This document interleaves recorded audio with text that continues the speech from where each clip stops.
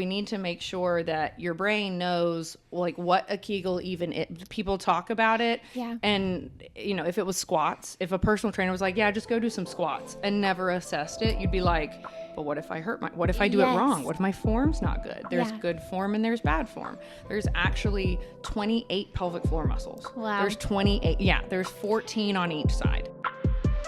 We want to empower you to make fully informed choices about your pregnancy and parenting options. Let's talk about what's next now that pregnancy has entered the chat.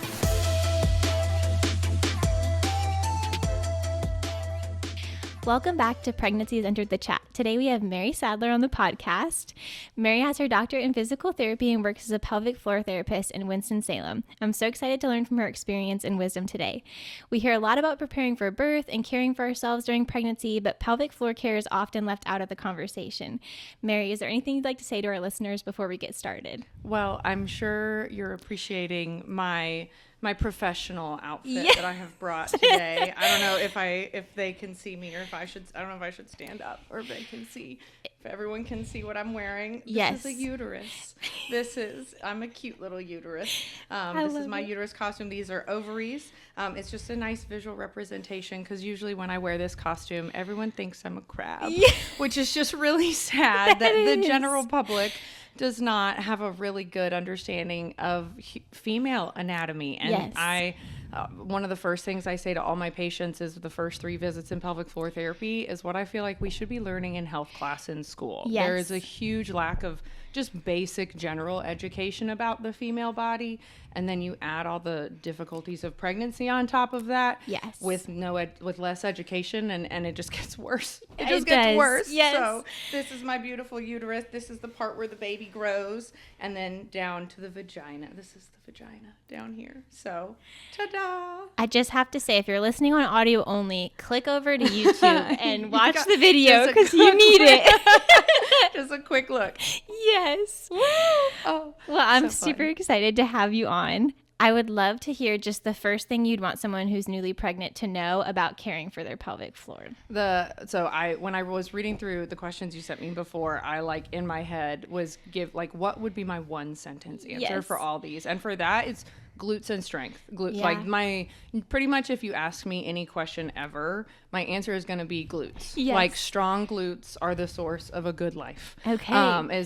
So when people think of the pelvic floor, they think of Kegels, right? And everyone thinks of the pelvic floor almost as like a bicep, right? It's like one muscle. It's this mystery muscle between our legs that we don't talk about. We don't see. No one really knows how. You're just supposed to do your Kegels in a dark closet and not tell anybody.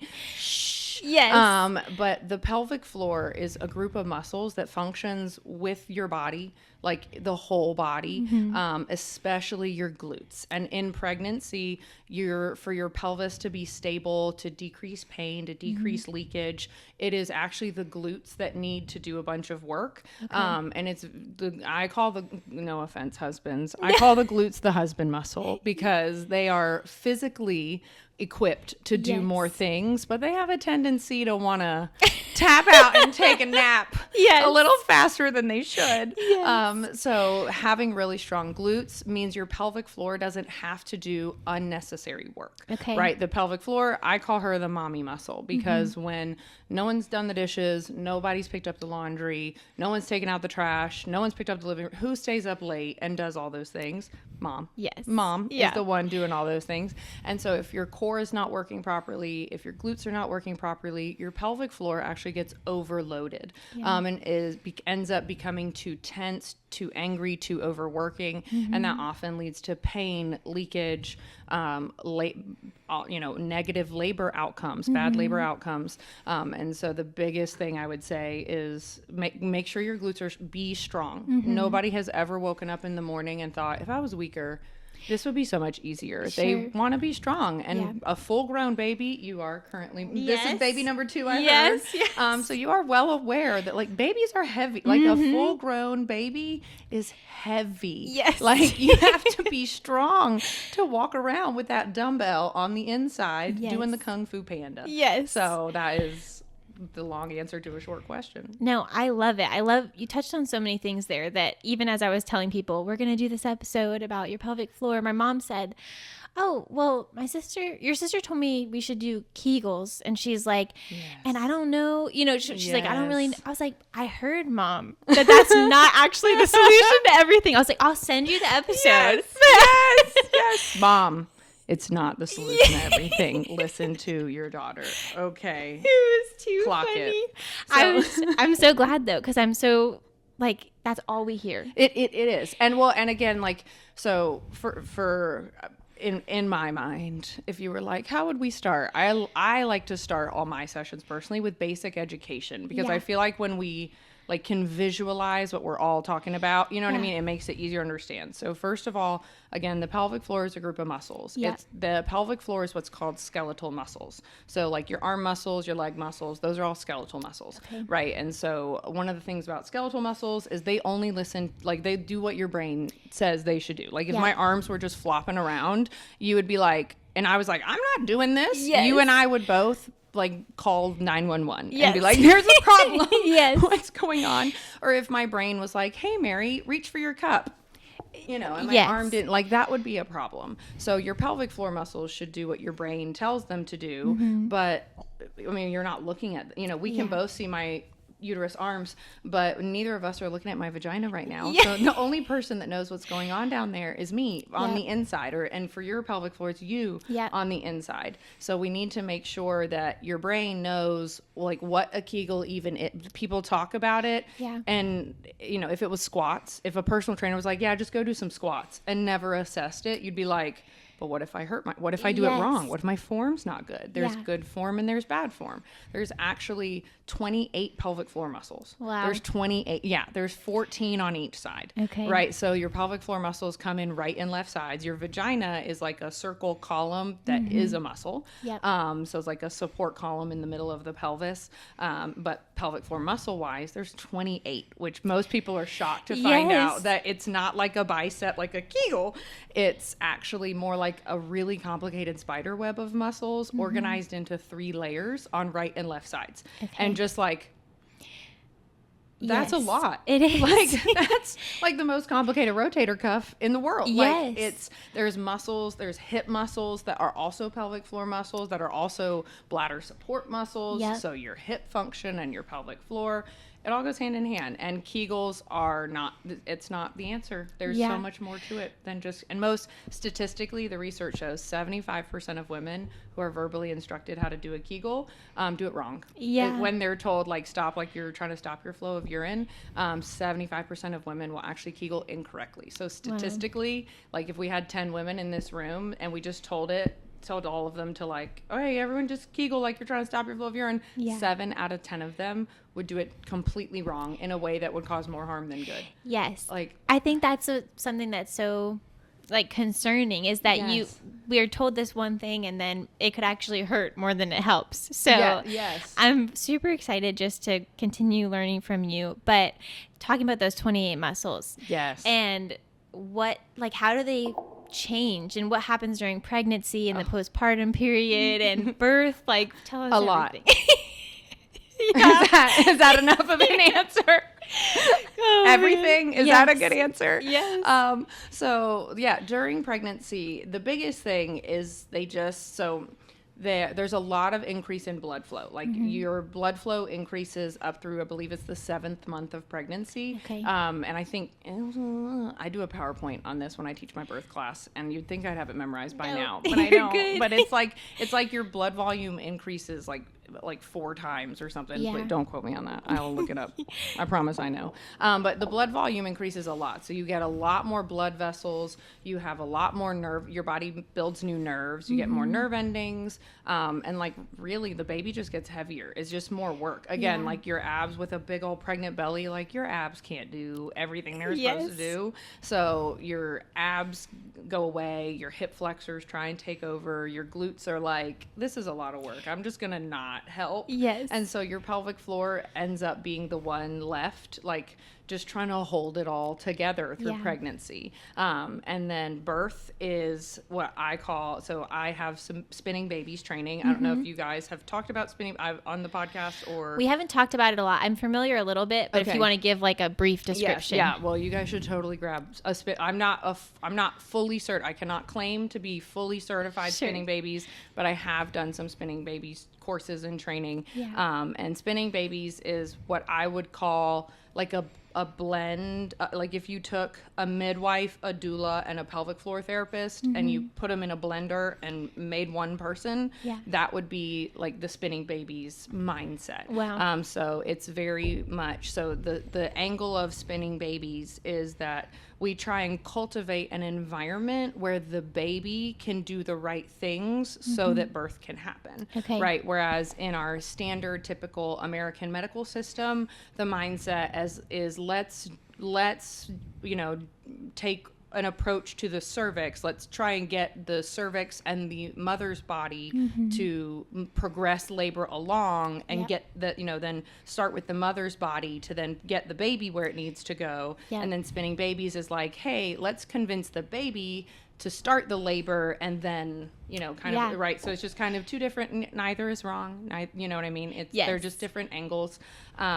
But with spinning babies, it's like birth is a pressure initiated process, right? So your cervix is the door between your vagina and your uterus Yep. that the baby has to knock on to come out in a vaginal delivery, right? So like right now I'm just kind of talking about vaginal delivery because that's Yep. how we're designed, but C-section mamas, y'all are much appreciated. Amazing. Very amazing. Yes, like 10 out of my best friend is a 3-time C-section mama, so we can talk about C-section Yes. because side note, C-sections do not save your pelvic floor. If you've had a C-section, you need pelvic floor therapy. Okay.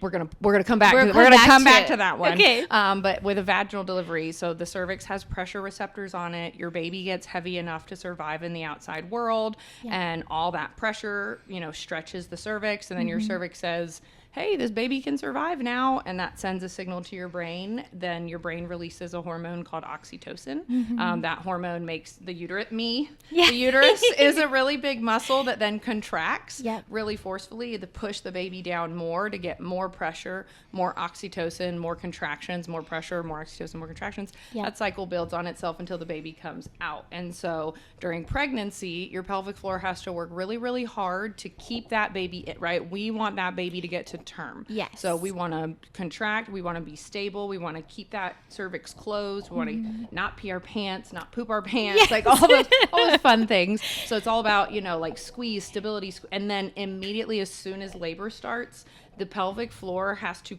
make a full 180 flip and do the total opposite and relax and get out of the way. So your pelvic floor does not push out your baby. Yeah. It is not your pelvic floor's job to push your baby out. It's your uterus's job to push your baby out. Your pelvic floor is just the door that says like entry or exit for Yep. many different things. And so with birth, as soon as labor starts, your pelvic floor gets to clock out, and it's Yeah. just her job to relax, to stretch, to lengthen. And pretty much every patient I have ever treated ever, so I've been a pelvic floor therapist for how old is my son? 7.5 years now. Okay. 7.5 years now.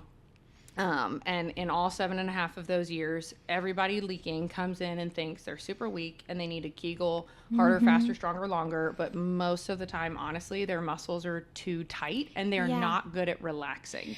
And so you have to be able to relax so that your baby can stretch your pelvic floor muscles to come out the birth canal. Because Yeah. your little baby cannot overcome the strength of your adult sized muscles. Yeah. And then those muscles have to go another quick 180, right? And go back to stability and squeeze and all that postpartum. Yeah. Because I'm not wearing it today. I will eventually probably take off my uterus costume. Yes. You can see my cool pelvic floor shirt. But I Yes. usually wear a shirt that says motherhood is a sport, train for it.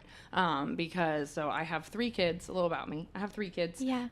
And my oldest is about to be 16 on June 21st. Happy Oh. birthday, Yay. Summer. I Happy don't know when this birthday. will come out, and she's gonna roll her eyes at me, but I love you. And my son just turned 7 yesterday. I know. So, and my littlest is 5, and I Sweet. still carry all of them. Like even Yeah. the 16-year-old. Like when we went to the Bruno Mars concert, or we go to a concert and her feet get tired because she picks uncomfy shoes because Yep. she's still young and does that. Yes. I don't do that Yeah. anymore. I'm too old for that. But like I'll give her a piggyback ride. You know, Yep. motherhood is a full sport Yes. for the rest of your life. Yep. And your body needs to be strong, right? I am the warning, disclaimer, I'm the analogy queen. I have an Yes. analogy for everything. But if we took the principle, like if we applied the principles of how we medically treat the physical aspect of pregnancy, delivery, and postpartum, if we applied that to any other area of healthcare or even any other orthopedic part of our body, it wouldn't make any sense, right? When pregnant women are in pain or they're leaking or they're having issues, they go to the doctor and most of the time they just hear, well, you're pregnant. Like, Yeah, well, that's normal. that's normal. Yeah. Like, okay. Well, imagine an NFL player tears his ACL. Okay. And right. It's how he provides for his family. Right. Yeah. And he goes to the knee doctor and the doctor goes, well, I mean, you play football. Yeah. What'd you expect? Yeah. I mean, like, I figure it out. Yeah. Like, I just try and tough it out, I guess. I don't know. They would never happen. That would never happen. Yes. That's ridiculous. Yes. Like, and that's when I say that, women are like, it's like the logic light bulb goes off of like, oh my gosh, that doesn't make it. Like, pregnant women deserve health care. Yeah. For everything. Round ligament pain, treatable. Wow. I treated my cousin's round ligament pain at our other friend's baby shower in a restaurant. Oh my goodness. Which, Brianna, if you're watching, I love you. That's too funny. But they really do say that's just your uterus stretching. Yeah. That's normal. Like, Right. even though I do hear like people get worse round ligament pain the second time, or like, and it's probably connected to all those muscles you're all the talking things. about. Well, and like normal is such a loose term, right? Because I don't even disagree with that statement, right? Yeah. Is it normal for women to leak? Yeah. Is it normal for, during pregnancy? I mean, Yes. like never normal, like not during pregnancy, but Yes. whatever. Yeah. It's another podcast. Yes. Bring me back again. Yeah, we'll bring you back. But, is it normal for women to have round ligament? Yes, but also statistically, 90% of swimmers have shoulder pain. So we could consider that normal, Yeah. right? But again, if Michael Phelps or any Katie Ledecky goes to the doctor and is like, hey, my shoulder hurts, they're going to get medical care. Yeah. Even though, like, I was a swimmer, right? I had shoulder surgery and I got like all kinds of medical care because I said, hey, my shoulder hurt. And they said, oh, look, here's our healthcare plan for you. Yeah. Yet when pregnant women say that, they're like, sorry. Yeah. Yes, it's normal, you still deserve medical care. Like, Yes. I am never, ever surprised when a pregnant woman, right, with a dumbbell going full Kung Fu Panda in there, right? And your body, everything hormonally, everything stretching, your organs literally have to rearrange to accommodate your baby, right? That's like a lot of that's a lot of stuff going on. I'm never surprised when women come in pain or leaking or whatever, right? Because the uterus, for those that don't know, your uterus sits directly on top of your bladder. So it's like your pelvis, so pelvic floor, bladder, uterus. Yeah. And inside uterus is baby, right? So your baby is literally sitting directly on top of your bladder. So like, it's happened. Right? I've leaked in pregnancy, right? So it happens. However, we should treat it, right? Yes. There's definitely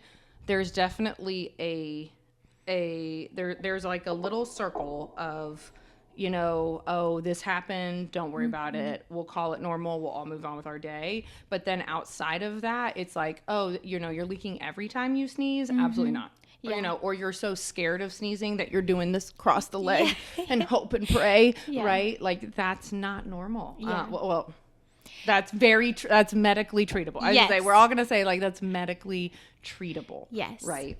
Well, that's so good for people to know, because I think that's like almost a joke amongst moms is like, man, I can't go on the trampoline anymore. I can't sneeze without leaking anymore, or whatever it is. And I've just heard that from so many people. So I hear it I always make the joke myself of like, don't make that joke around me, because you will get, like, if we're in the Harris Teeter checkout line and you make that joke to me, guess what? Welcome to my TED Talk, because welcome to your pelvic floor appointment. Yes. No, ma'am. Yes. No, ma'am. So, because it's so true. Like, I have a trampoline. Yeah. Our kids got a trampoline for Easter this year, and I get out on that puppy every day and jump around dry as a bone. Yeah. Right? Like, you can't now, like, give me 15 minutes and I'm huffing it, but that has nothing to do with my pelvic floor. That's, your girl probably needs to do a little more cardio, right? A little more cardio, but that's okay. Couldn't we all? right.